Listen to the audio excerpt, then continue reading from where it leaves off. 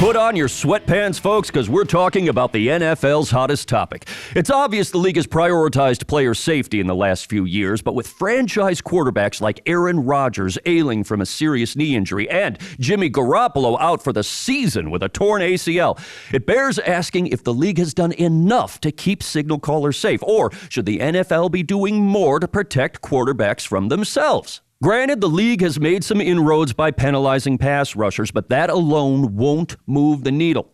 They need to start penalizing quarterbacks, or else they'll continue to recklessly put on pads, leave the safe confines of the locker room, and risk injury by taking the field.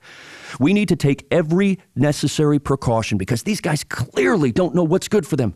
These modern quarterbacks openly running on grass and turf, planting their feet on uneven surfaces, they're just asking for a torn ligament. I mean, I'll be honest, I hardly recognize this new brand of football. The game isn't about trying to advance the ball before getting tackled by defenders. It's about getting millions of viewers to tune into the broadcast and generating ad revenue. That's why QBs make the big bucks. It's so frustrating to watch the league fail to protect their biggest investment. It's about time for Roger Goodell to crack down on quarterbacks before they hurt themselves any further. If one of these guys tries to scramble out of bounds, you've got to fine him because you could easily crash into a bench or a Gatorade cooler. If the QB and the running back collide during a handoff, why not automatically eject both of them and figure out who's to blame later? Frankly, I don't think quarterbacks should even be handling snaps. That's a great way to jam a finger if you ask me.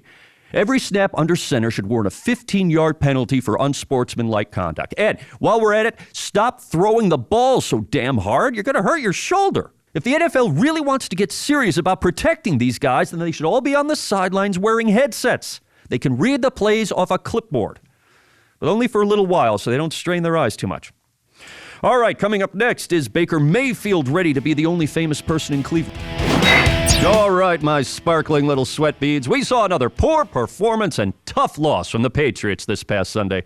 With the perennial contenders off to such a rough start, a lot of people around the league are wondering, did the gypsy Bill Belichick killed during training camp curse New England? We all know about Belichick's ill-fated encounter this summer, the late-night drive through the rain where he ran over that old crone. Now, suddenly you have phantom tackles, Pats players spastically convulsing on the turf, and Tom Brady throwing picks into double coverage like he's been possessed. It's a curse, I tell you.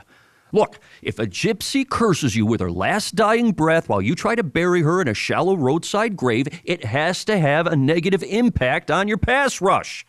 It's hard to come back from that. Belichick clearly didn't take the heck seriously when it left the gypsy's lips, or else he would have tried to shore up his wide receiver core and handed out pendants of gypsum and white sage to ward off the hag's demon servants. How else do you explain New England's complete lack of ground game and the specter that flashed across the field as blood poured from Gronk's eyes? And now Belichick's only chance might be to pass the gypsy's curse on to Josh Gordon and then trade him away. He also might be able to break the curse by hunting down a necromancer and bringing him a vial of virgin's tears, but that's a long shot.